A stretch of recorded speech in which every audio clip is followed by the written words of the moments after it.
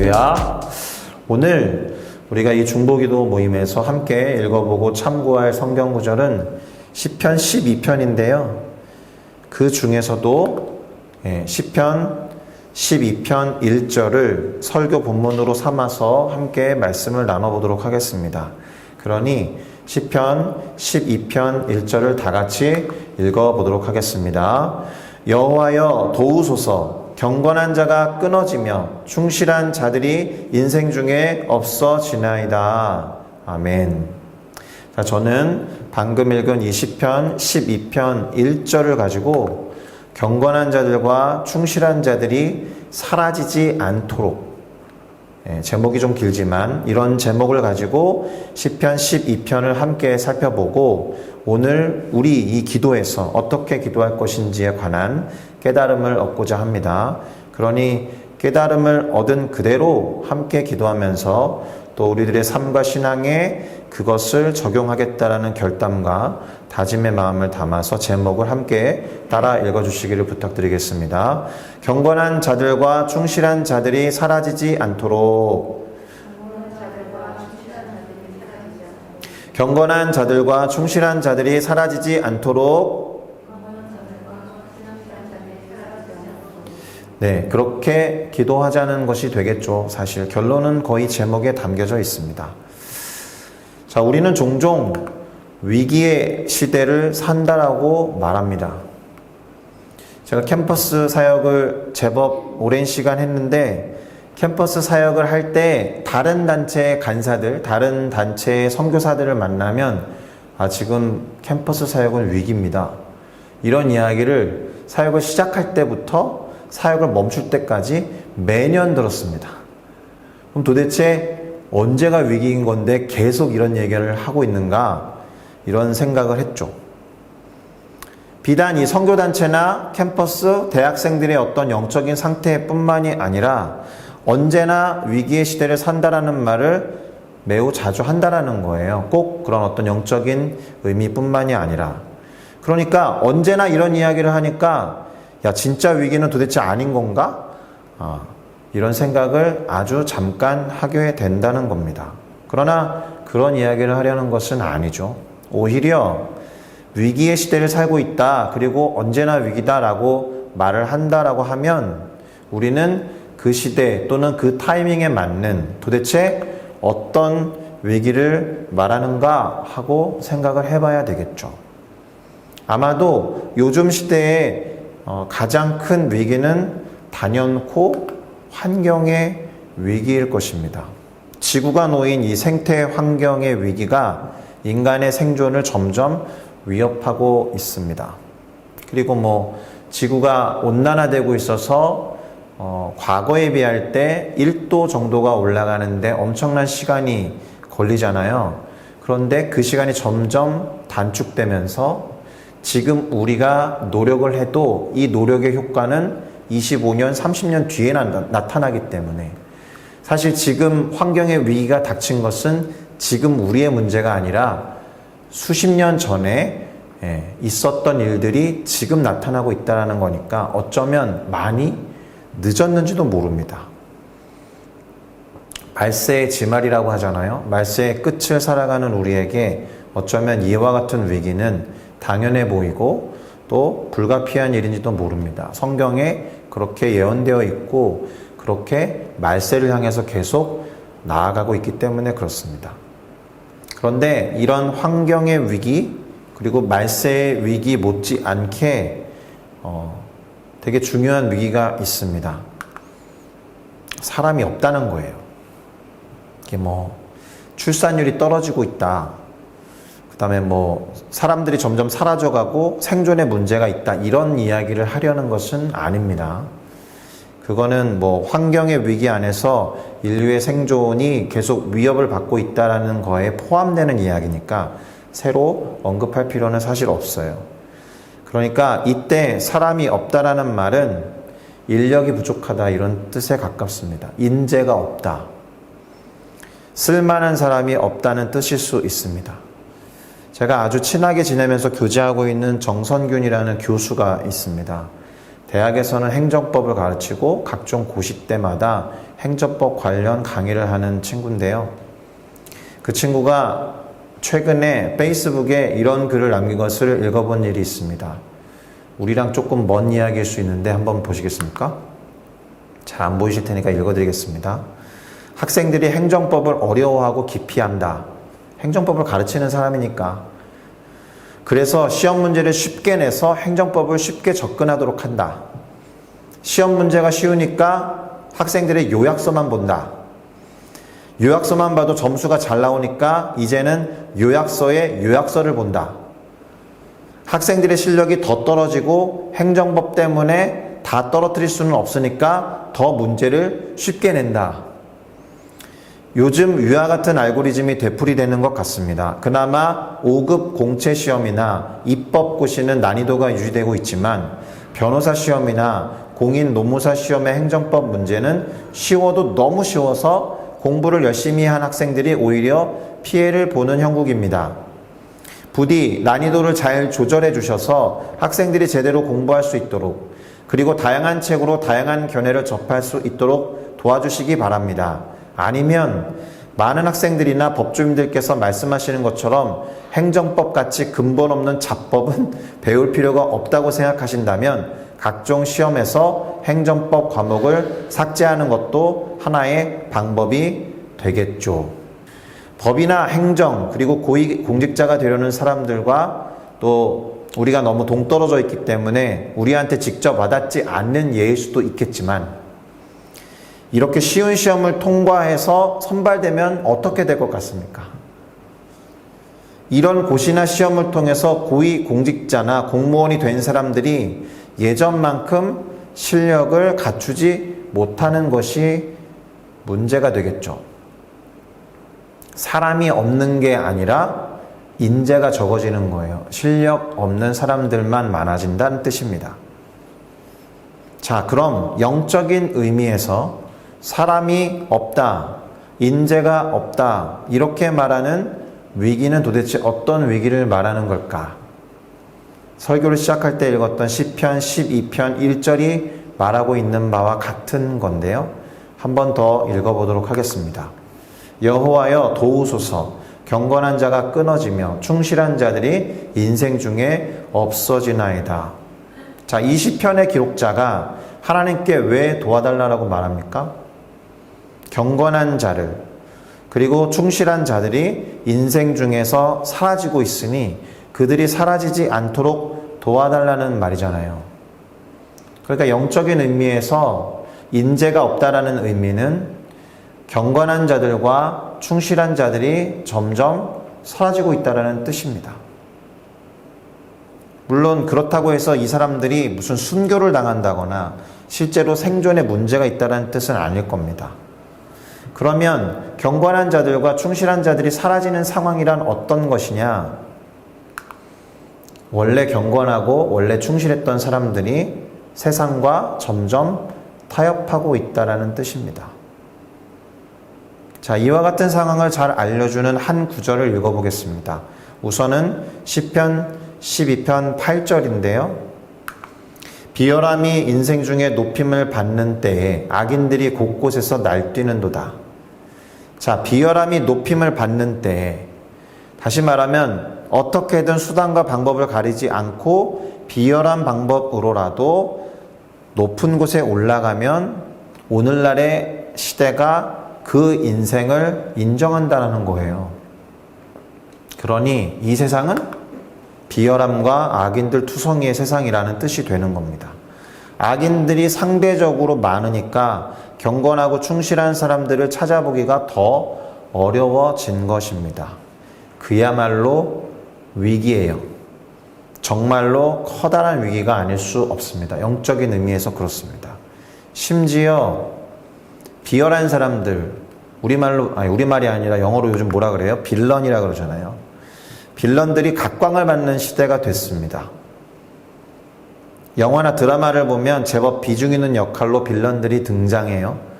때때로 그들을 응원하기도 하고 그들에게 열광하는 사람들도 생깁니다. 그만큼 가치관에 어떤 문제가 벌어지고 있다는 거죠. 그러니 우리가 어떻게 기도해야겠습니까? 첫 번째는 경건한 자들과 충실한 자들이 인생 중에서 사라지지 않게 해주십시오 라고 기도해야 할 줄로 믿습니다. 우리가 이렇게 기도할 수 있는 이유는 시편 12편을 천천히 잘 보니까 하나님께서 사람들을 보존하시고 안전지대에 두신다라는 구절이 나오기 때문에 그 말씀에 근거해서 이렇게 기도할 수 있는 거예요. 한번 읽어볼까요? 시편 12편 5절부터 7절이 되겠습니다. 여호와의 말씀에 가련한 자들의 눌림과 궁핍한 자들의 탄식으로 말미암아 내가 이제 일어나 그를 그가 원하는 안전한 지대에 두리라 하시도다. 여호와의 말씀은 순결하며 흙 도가니에 7번 단련한 은 같도다.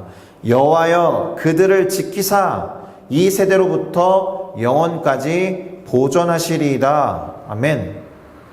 하나님이 경건한 자들과 충실한 자들을 당신이 원하시는 안전한 지대에 두시고 보존하실 수 있도록 기도할 수 있다라는 말입니다. 하나님이 시편 기자를 통해서 이렇게 말씀하셨기 때문에 이 말씀에 근거해서 우리는 경건한 자들과 충성스러운 자들을 하나님 보호하시고 그들을 안전하게 지켜주십시오 라고 기도해야 한다는 거예요. 할렐루야. 자, 한 가지를 더 짚어보도록 하겠습니다. 요즘 시대는 관용, 영어로는 톨러런스지만 톨러런스라는 단어가 불어에서 왔잖아요. 똘레랑스입니다. 똘레랑스를 번역한 이 말이 각광을 받는 시대입니다. 아주 중요한 미덕이에요. 관용이 무엇입니까? 상대방에 대해서 오래 참아주고 상대방을 다 받아주는 걸 말합니다. 각각의 문화를 존중한다는 의미에서 대단히 개방적이고 대단히 수용적인 태도를 말해요. 오늘날 이 관용이라는 가치가 그 어떤 것보다도 높은 위치에 있습니다. 어두운 단면이 있어요. 그런데 관용이라는 것 안에 이 절대적인 가치들, 그동안의 역사 속에서 사람들이 절대적으로 중요한 가치야 라고 생각했던 것들마저도 해체되고 있기 때문에 그래요. 소위 포스트 모더니즘의 시대를 살고 있습니다. 우리가 그동안에 옳다고 생각하는 절대적인 가치들에 대해서 질문을 던져요. 일단은 그거 맞아? 그게 절대적으로 옳아? 의문을 품는 시대라는 거예요. 그러다 보니까 그것만이 옳아, 그것이 진리야 라고 말하면 편협하다, 배타적이다 라고 말하면서 대단히 비판적으로 말하는 시대가 됐어요. 왜 관용을 베풀지 않는 거야? 오늘날 관용이라는 미덕이 얼마나 중요한데? 라고 말하면서 왜 동성애는 허용하지 않는 거야? 이런 식의 말이 가능해진 이유가 포스트 모더니즘의 흐름 가운데 있었고 관용이라는 것이 미덕으로 전 세계 사람들에게 파급됐기 때문입니다. 기독교에 대해서 어떻게 보겠습니까? 왜 구원이 오직 예수에게만 있는데 기독교의 하나님만이 유일한 신이냐? 이렇게 질문을 던지면서 종교다원주의를 말하는 그런 시대가 된 겁니다. 대단한 위기죠. 관용이라고 생각되는 대단히 좋은 가치의 이면에 위기를 만들어내는 어두운 면이 있다는 거예요. 물론 다시 거듭 말씀드리지만 이 관용이라는 가치는 아주 소중한 가치임에 틀림이 없어요. 그런데 우리가 받아주고 수용하는 것들이 불의를 받아줄 필요는 없잖아요. 불의에 대해서까지 관용을 베풀 수는 없는 거예요. 옳고 그름의 문제까지 이 관용을 말할 수 없다는 말입니다. 다시 말하면 이렇게 정리할 수 있어요. 차이, 다름을 수용한다라고 해서 틀린 것까지 수용해서는 안 된다는 거예요. 이런 기준이 필요합니다. 다름을 용납하고 받아들이는 것과 틀림을 수용하는 것은 분명한 차이가 있습니다.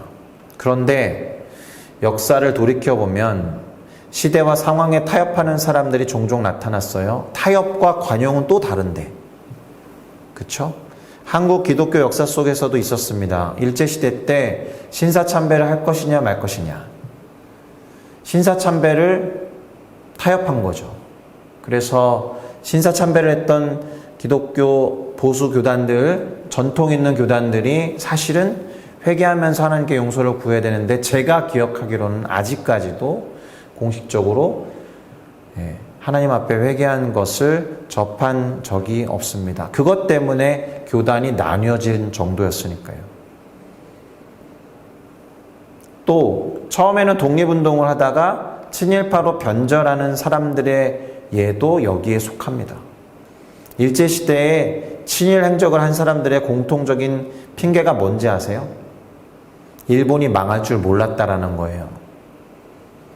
조선이 독립해서 독립국가가 되면 좋겠지만 그게 안 될 것 같으니까 차라리 이 시대의 흐름을 재빠르게 편승해서 움직여야겠다. 더 높은 자리에 가야겠다. 이러면서 타협하기 시작했다라는 거예요. 우리는 그런 사람들을 변절자라고 부르지만 어떤 이들은 그들을 시대의 흐름에 신속하게 대처한 사람들이라고 미화시켜서 표현하기도 합니다. 그러니까 타협이라는 게 우리 타협해보자, 협상해보자, 접점을 만들어서 좋은 결과를 내보자라는 의미에서는 참 좋은 말인데, 절대적인 가치와 다른 가치를 적절하게 섞어가는 의미에서는 상당히 위험한 것입니다. 이 타협이라는 것이 절대적인 가치가 더 이상 절대적이지 않다라고 생각할 때 나타나는 게 타협이에요. 대표적인 예가 안타깝지만 솔로몬이 있습니다. 솔로몬에게 원래의 절대적인 가치는 하나님을 경외하는 거였어요. 그런데 그것이 시간이 흐르면 흐를수록 다른 것과 대체되었죠. 그가 가지고 있었던 욕구와 욕망을 끌어당기는 다른 유인들이 생긴 거예요. 아마도 부귀영화였을 것입니다. 성공과 성취였을 것입니다. 하나님이 그가 왕이 되자마자 무엇을 줄까라고 물었을 때 지혜, 곧 듣는 마음을 구하는 것을 보시고 하나님이 칭찬하시면서 부귀와 영화와 그 모든 것도 주겠다라고 하셨던 그것의 자리가 점점 커진 겁니다. 타협하기 시작한 거예요. 그래서 화려한 건물들을 올리기 시작해요. 사람들을 동원하고 세금을 엄청 걷어들입니다. 업적을 남기고 싶었던 거예요. 보여지는 것에 관심을 기울이기 시작합니다. 세력을 더 확장하고 싶어 했어요. 그래서 주변 나라들의 왕들과 정략적으로 혼인관계를 맺습니다. 이방 여인들을 첩으로 들여요. 이방 여인이 유대 땅 또는 이스라엘 땅으로 들어오면서 종교도 같이 들어옵니다. 하나님이 선택하신 이스라엘 땅에 온갖 이방 신정과 산당들이 넘쳐나게 됩니다. 솔로몬 때문에. 그렇게 솔로몬이라는 경건하고 충실했던 사람이 시대와 상황에 편승해서 타협하기 시작해서 사라진 겁니다. 오늘 시편 12편 1절의 말씀과 같이 경건하고 충실했던 솔로몬이 온데간데 없이 사라져 버렸어요. 그래서 어떻게 됐습니까? 솔로몬의 아들의 때에 왕국이 분열돼요. 그 분열은 분열로 끝이 난 게 아니라 결국엔 이스라엘이 망하게 됩니다. 자, 근데 역사적으로 볼 때, 문화사적으로 볼 때, 또 이스라엘의 역사를 평가하는 일반적인 학자들의 견해에 따르면 이스라엘의 최고의 전성기는 솔로몬 때입니다. 시대를 잘 이용하고 활용한 왕으로 평가된다라는 거예요. 그러나 우리의 시선은 그런 문화사적인 것에 있지 않죠. 영적으로는 전혀 그렇지 않다라는 겁니다.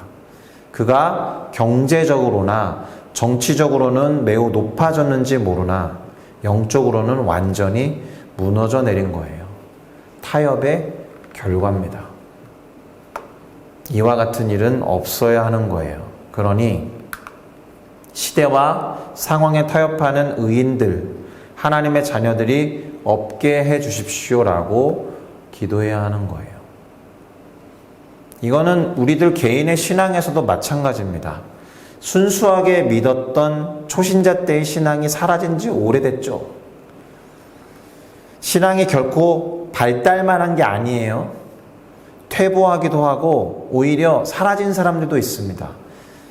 어렸을 때 교회 열심히 다니고 예수님 열심히 믿었다가 이제는 교회도 나가지 않고 하나님을 부정하면서 살아가는 사람들도 아마 주변에 심심치 않게 있을 겁니다.